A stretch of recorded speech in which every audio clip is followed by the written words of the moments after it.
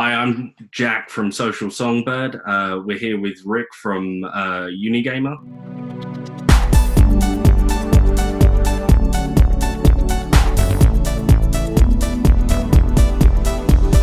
First off, tell us a little bit about yourself and obviously Unigamer. Yeah, let me start with maybe a little bit of background about Unigamer. I think at first, when I have to think back, it started about 2 years ago at my time at college in the National College of Ireland, where I had been doing a postgrad in web technologies, and the type of topic that I have been choosing was something that kind of resonates with the things I like, and that's obviously gaming. And that was the real origin of Unigamer. When I was thinking about a concept, something that I was struggling with is finding good games or finding information on games, and I was spending a lot of time, for instance, when I was playing Star Wars, which one is the name? The last one, the Last Order, and I was trying to get my heads around on how you get different items, different armor sets and stuff. And I felt that I spent way too much time in browsing on the web, on Google, on YouTube, on Reddit, and everywhere. And I thought, wouldn't it be much easier to have everything in one place, right? I think that was the origin of Unigamer, trying to consolidate and bringing everything in one place, and as opposed to having to browse different sources. And yeah, that was pretty much the origin, and it was a project. And from there, it started to take a little bit of a form. What we wanted to do is we actually wanted to get the platform right, and instead of just building features over features, what we did is we just asked the end audience, namely gamers like me, and I think yourself as well. Oh, definitely. Can't see it right now, but I've got my Assassin's Creed and my God of War statues right behind. Very well.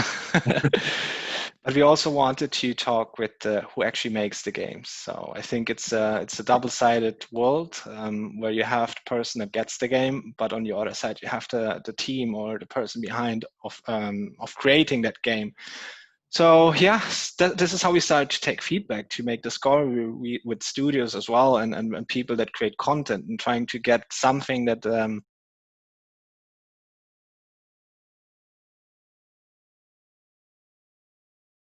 resonates with their needs as well. And that's how we ended up with the way Unigamer looks like today, a place where actually a gamer can connect with the game studio and give him real-time feedback and tell him how the game is or what he would like to see in the next release, and the game studio can just take it from there and have a real channel of communication with the gaming audience. I think connecting the world of gaming, that's one of the core values, is what we are all about. Well, I mean, that's obviously something fantastic. I mean, as you said, I have personally experienced going down that rabbit hole of Reddit and YouTube videos, trying to find walkthroughs and secret items, hidden quests, things like that on many different games.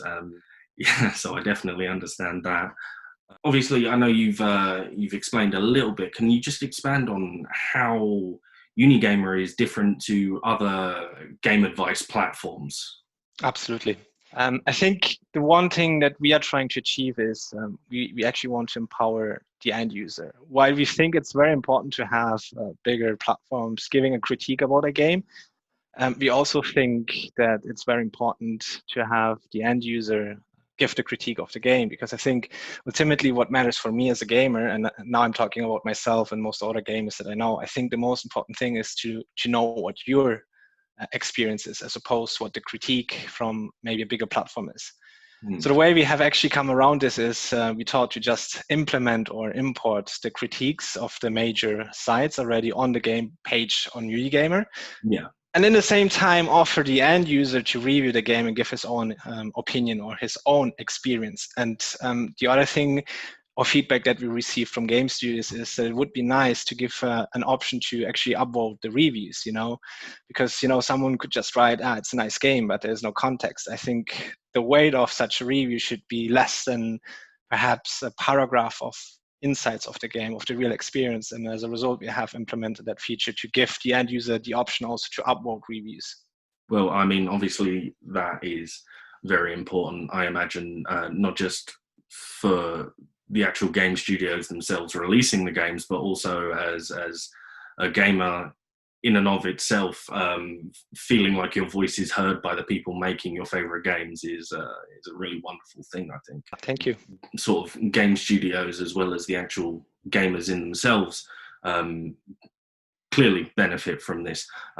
Is there any other sort of companies or individuals that you think are actually benefiting from the experience on your platform? Yeah, that's a good point, Jack. I think as things evolve, new ideas come and go.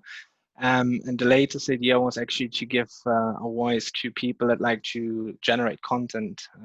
And I think enabling, let's call them content creators or bloggers, to actually start being able to write and create content on Unigamer is something that we have implemented recently. So we did some discovery and we found that it is it's a tough world for content creators. It's not easy to succeed, and I think if you are a content creator, you have to start from scratch in a world that has a lot of content already. Yeah. So what we are trying to do here is we're trying to help as well early content creators to establish their initial brand and help them grow together with Unigamer. So what they can do is they actually can create a blogger profile on Unigamer and start to create content on the specific game profiles or even on their own profiles and market their ideas or their content pieces as well.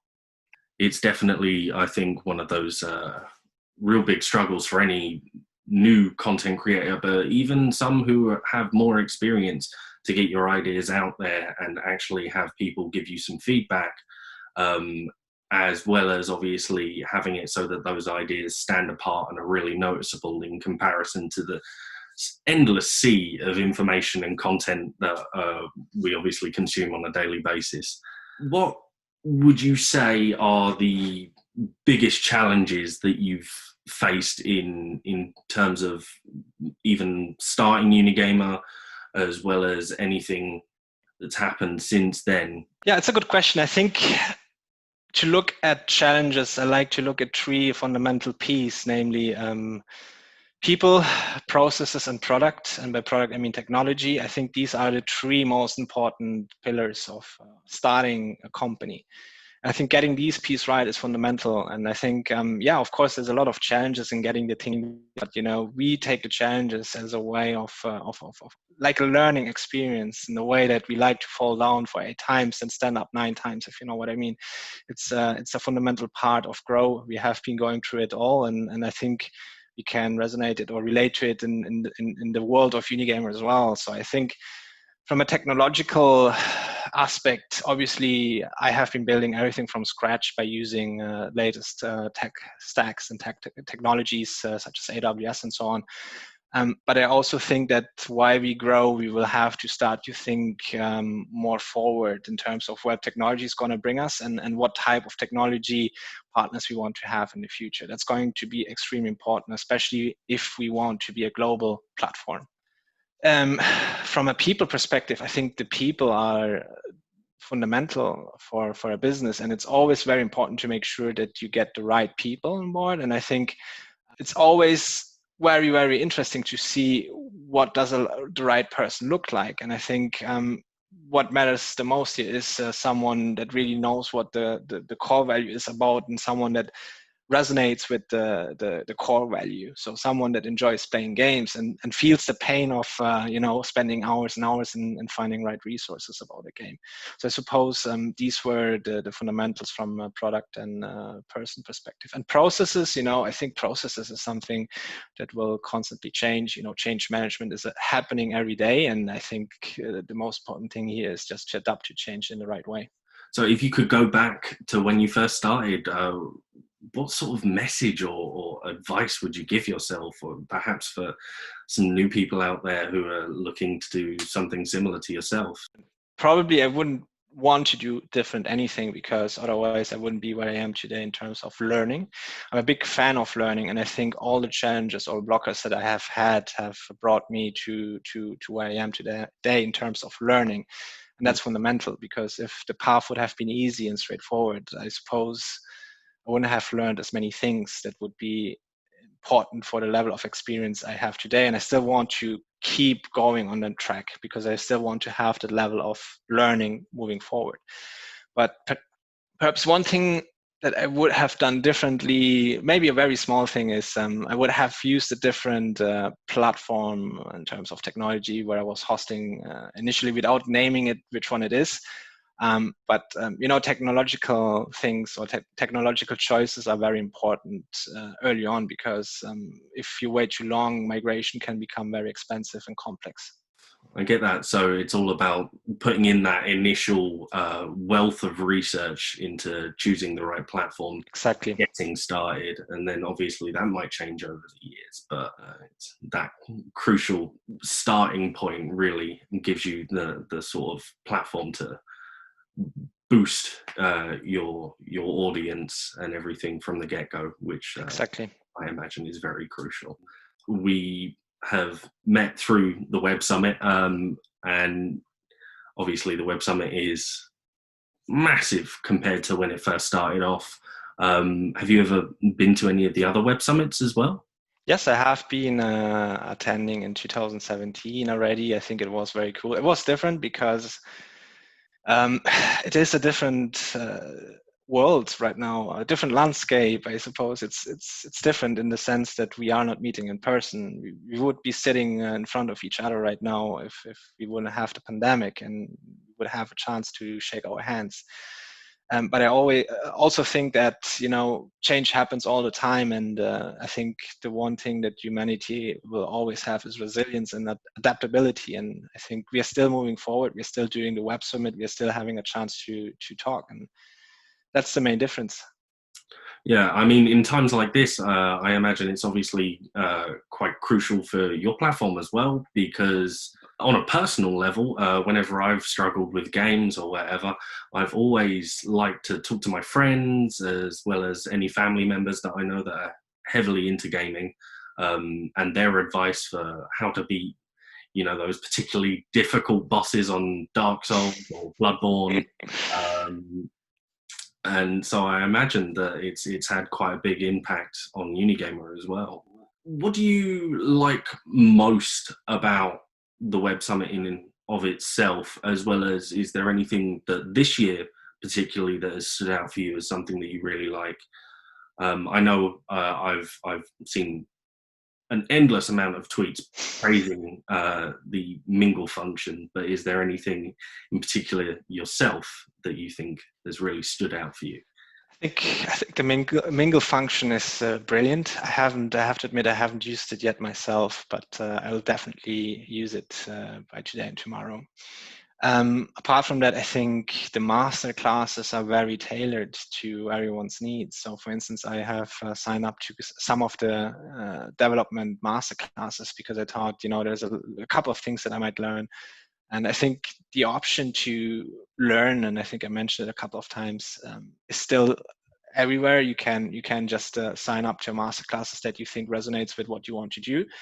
And that's something that's definitely very particular about Web Summit. Apart from the fact you can obviously meet people, but from a knowledge perspective, I think there's a lot of options to gain some additional knowledge, learn a couple of things, and really connect with people that can help you as well to learn new things.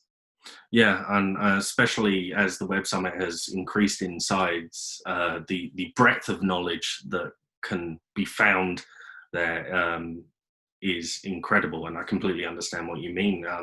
It's an incredible learning opportunity. Even myself has found that as well. That was pretty much it from us. I look forward to speaking to you again in the future, and Likewise. Yeah, I hope you'll come and visit and give us a read at Social Songbird as well. I absolutely will. Cool. Right. Thank you very much, Jack. Cheers. Happy Web Summit. You too. Thank you very much.